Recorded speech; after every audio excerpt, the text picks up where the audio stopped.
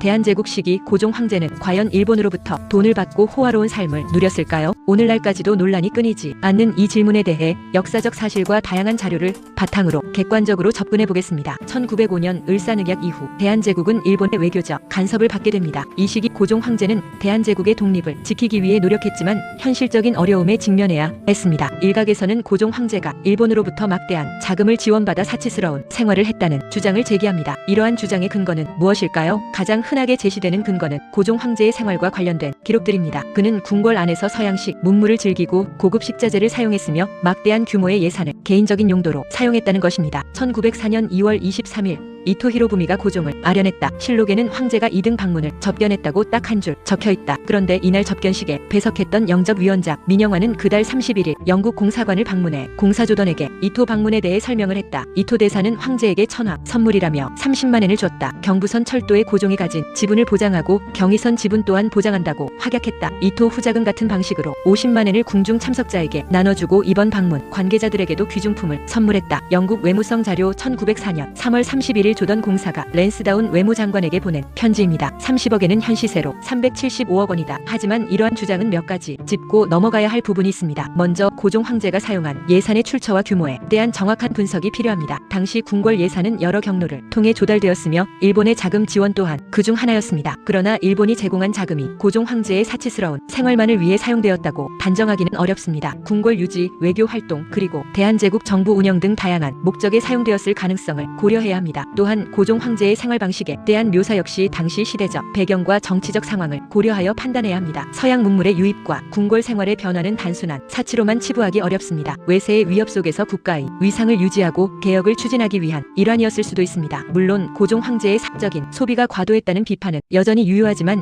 이를 통해 그가 일본의 지원을 받아 호화로운 삶을 누렸다고 단정하는 것은 신중해야 합니다. 결론적으로 고종 황제가 일본으로부터 자금 지원을 받았다는 사실은 부인할 수 없습니다. 그러나 그 자금의 사용처와 그의 생활 방식에 대한 평가는 당시 시대적 상황과 다양한 요소를 고려하여 신중하게 이루어져야 합니다. 고종 황제의 삶은 복잡한 역사적 맥락 속에서 이해되어야 하며 단순한 흑백 논리로 평가하기에는 어려운 부분이 많습니다. 앞으로 더욱 객관적인 연구와 분석을 통해 고종 황제에 대한 정확한 평가가 이루어지기를 기대합니다. 유익하셨다면 구독과 좋아요 부탁드립니다.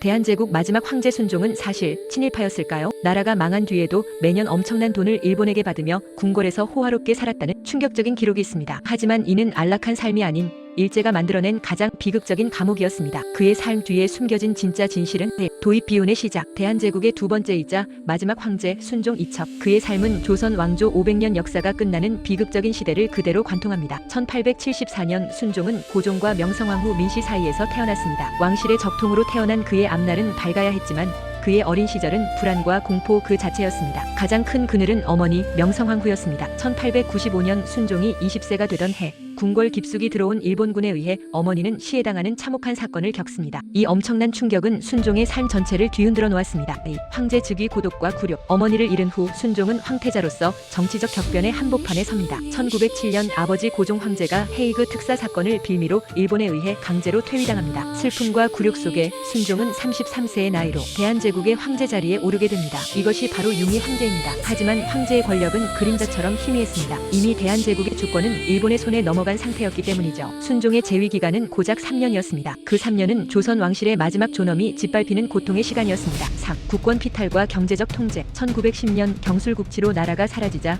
순종은 황제라는 이름 대신 일본이 만든 이왕이라는 굴욕적인 지위를 부여받습니다. 이 순간부터 그는 주권 없는 왕족으로서 창덕궁에 갇혀 지내야 했습니다. 이때 순종의 삶에 대한 논란이 생깁니다. 일제는 황실을 관리하기 위해 이왕직이라는 기관을 신설하고 순종에게 막대한 생활비와 재산을 유지할 수 있도록 했습니다. 이는 곧 순종이 호화롭게 살았다는 증언과 기록의 근거가 되었습니다. 하지만 이는 순종 개인에게 주어진 선물이 아니었습니다. 일제는 조선 왕실을 경제적으로 보장해주는 대신 그들을 철저히 감시하고 통제함으로써 항일 운동 세력과의 결합을 원천적으로 막는 치밀한 통치 전략이었습니다. 순종은 황실의 막대한 재산을 소유한 부유한 왕족이었으나 정작 나라와 자유는 잃은 비극적인 포로였습니다. 4. 결말 마지막 슬픔과 민족 의지. 순종은 병합 이후에도 16년을 더 살았지만 그의 삶은 시리와 병고로 가득 찼습니다. 끝내 황실의 복원을 보지 못한 채 1926년 4월 24일 순종은 52세를 일기로 창덕궁에서 세상을 떠납니다. 나라를 잃은 황제의 서거 소식은 일제강점기 암울했던 우리 민족에게 큰 슬픔을 안겼습니다. 그의 장례식은 60만 세운동의 기폭제가 되며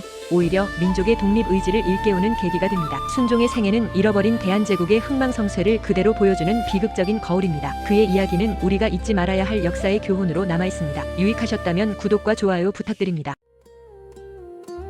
조선 말 격변의 시대를 살았던 명성황후. 그녀는 과연 조선의 국모였을까요? 아니면 나라를 기울게 한 악녀였을까요? 명성황후를 둘러싼 역사적 평가는 오늘날까지도 첨예하게 엇갈리고 있습니다. 먼저 명성황후에 대한 부정적인 시각부터 살펴보겠습니다. 매천야록은 명성황후가 아들 원자 훗날 순종의 병을 고치고 잘되기를 기원하는 제사에 막대한 돈을 썼다고 기록하고 있습니다. 흥선대원군이 10년간 모아둔 국고를 1년 만에 탕진했다고 비판합니다. 결국 이러한 엄청난 낭비로 인해 나라의 돈이 바닥나자 이후 매관매직이 기승을 부리게 되었다고 화녀는 서술하고 있습니다. 명성황후가 무속인 샤머니즘 의례와 관련된 비정상적인 지출을 통해 국고를 고갈시켰다는 당시의 인식을 보여주는 기록입니다. 당시 민중들은 개항 이후 물가 상승과 단백질 발행으로 고통받았고 왕비의 사치스러운 생활이 이러한 어려움을 가중시켰다고 믿었습니다. 뿐만 아니라 명성황후는 여훈민씨 일가를 등용하여 권력을 독점하고 척독 정치의 폐단을 심화시켰다는 비판도 받습니다. 이모군란과 동학농민운동 진압 과정에서 청나라 군대를 끌어들여 외세에 의존하는 모습을 보였다는 점도 비판의 대상입니다. 특히 동학농민군 진압을 위해 청에 원병을 요청한 것은 일본의 파병 빌미를 제공했다는 지적도 있습니다. 갑신정변의 주역이었던 박영효는 명성황후가 고종을 농락하여 왕실의 위신이 떨어지고 정사가 해이해졌다고 회고했습니다. 하지만 명성황후에 대한 긍정적인 평가도 존재합니다. 그녀는 일제의 침략에 희생된 조선의 국모라는 이미지를 갖고 있습니다. 을미사변 이후에는 일본의 20년 화근이 되었다는 평가도 있습니다. 일각에서는 명성황후를 고종의 정치적 동반자로 보기도 합니다. 흥선대원군과의 갈등은 고종과 대원군의 권력 다툼으로 봐야 하며 유교 국가인 조선에서 왕의 권력 다툼을 드러내기 어려워 명성황후가 희생양이 되었다는 주장입니다. 명성황후가 친일 급진 개화파와 수구적 척사파 모두에게 비판을 받았다는 점은 그녀의 정책 노선이 보수와 진보 사이에서 균형을 이루었다는 반증이라는 주장도 있습니다. 또한 명성황후가 칠러시아 정책을 추진한 것은 일본의 영향력을 견제하려는 의도였다는 해석도 있습니다. 명성황후의 사치 논란에 대해서도 의견이 분분합니다. 궁중 무죄는 역대 왕비들이 담당하던 직무였으므로 명성황후의 무죄 집행을 사치로 보는 것은 논란의 여지가 있다는 것입니다. 일본이 왕실 행사 비용을 줄이기 위해 무속을 사치라고 탄핵한 것이라는 주장도 있습니다. 흥선대원군 또한 여훈민씨를 등용했지만 여훈민씨 일가 전체를 등용한 것은 아니라는 점에서 명성황후의 여훈민씨 일가의 권력 횡포와 차이가 있다는 주장도 있습니다. 영국의 지리학자 이사벨라 버드 비숍은 명성황후를 대단히 총명하고 명석하다고 평가했습니다. 대화를 이끌어가는 능력이나 여러 지식면에서 뛰어난 인물로 조선의 외교와 정치를 이끌어가는 여장부로 묘사했습니다. 또한 그녀가 시아버지인 흥선대원군과 경쟁하는 총명한 인물이었다고도 평가했습니다. 명성황후를 옹호하는 사람들은 그녀에 대한 부정적인 평가가 일제의 식민사관 때문이라고 주장합니다. 일부 소설가는 명성황후가 일본 군인들에게 강간당했다는 주장을 하기도 했지만 전문가들은 근거가 부족한 거짓 낭설이라고 비판합니다. 명성황후에 대한 역사적 평가는 여전히 논쟁 중이며 다양한 관점과 해석이 존재합니다. 그녀는 과연 조선의 국모였을까요? 아니면 비운의 여인이었을까요? 역사의 판단은 아직 끝나지 않았습니다. 유익하셨다면 좋아요와 구독 부탁드립니다.